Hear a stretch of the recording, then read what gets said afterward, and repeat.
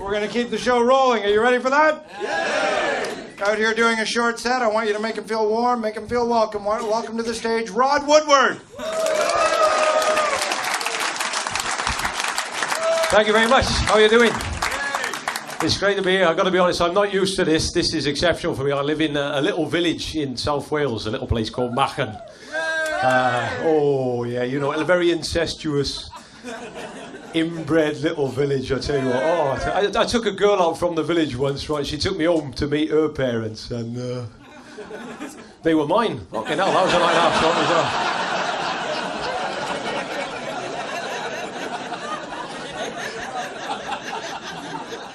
But I had to sign myself up for this gig. I joined a gym. I thought that'd be a good idea. I joined a gym. I had no idea how cliquey the gyms are these days. I'm in the gym, right? I'm minding my own business, and gradually I become aware of this 19-stone lobotomized beefcake, you know, just hanging off the apparatus. Veins everywhere. Looked like a giant penis. He did, right?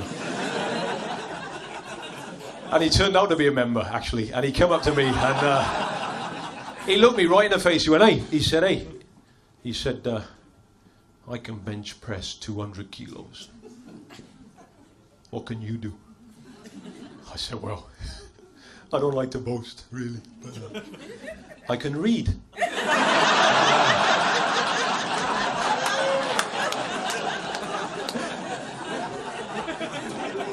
And he knocked me out, but I thought, you know, I made my point, which was important. But how exciting to be here at the comedy. So we got nothing like this in our village. The closest thing we got to this is Machen Social Club.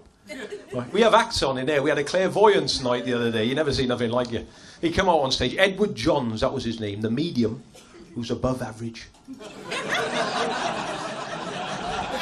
The host with the ghosts. That's what was on the chalkboard.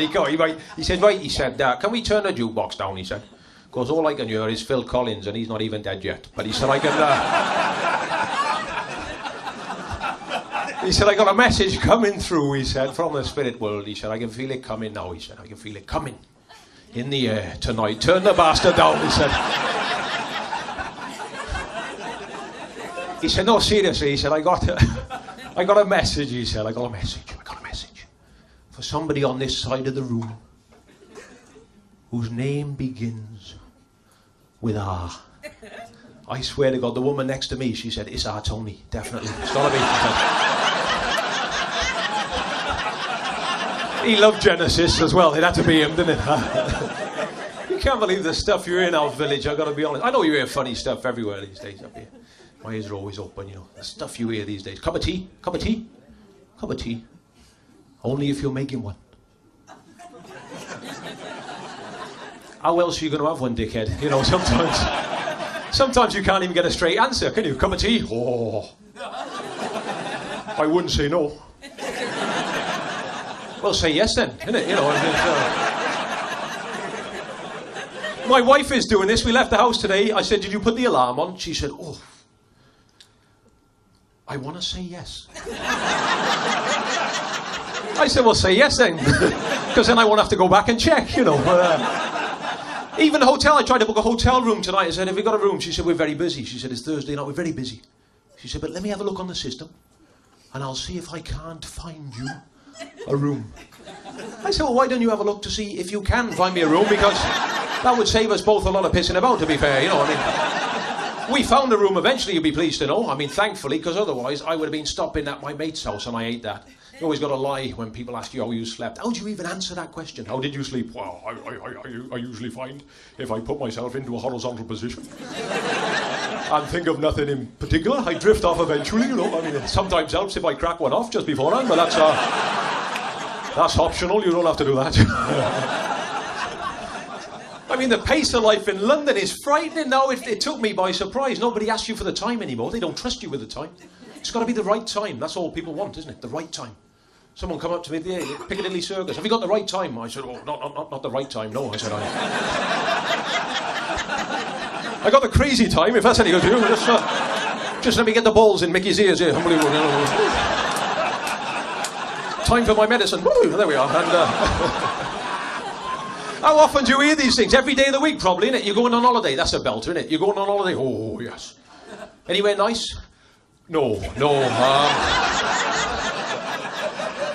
We went somewhere nice last year, and it wasn't for me, to be fair. So we're going somewhere shit this year.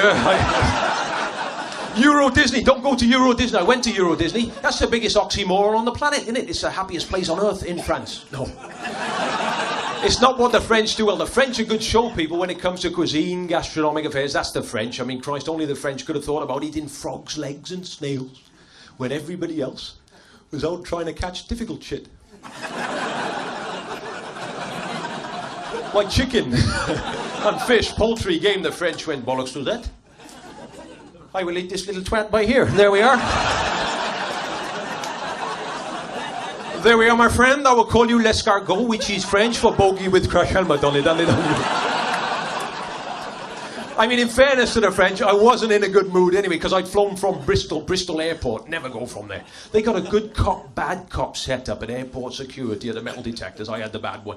Job's worth. Hey, made me take everything out my pockets: keys, coins, wallet, watch, my shoes. Had to take my shoes off. Have you ever had that? Had to take my shoes off and my belt, for Christ's sake. When was the last terrorist attack you saw using a belt? Take this plane to Islamabad, or my pants are coming down right now. I mean, who uses a belt as a weapon? Nobody. My Uncle John, he's the only one I know. If he started loosening his belt, I would run like mad.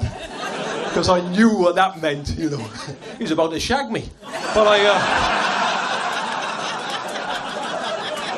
and I am sorry for that imagery. And I think it's probably time to up the ante. As my Uncle John used to say from time to time. But hey, listen, I live a long way from here, but you make me feel very at home. Thanks very much indeed. Enjoy yourselves.